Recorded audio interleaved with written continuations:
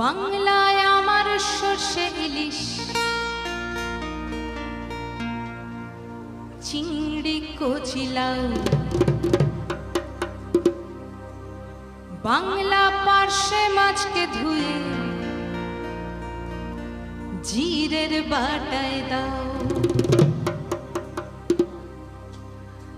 বাংলায় আমার সর্ষে ইলিশ,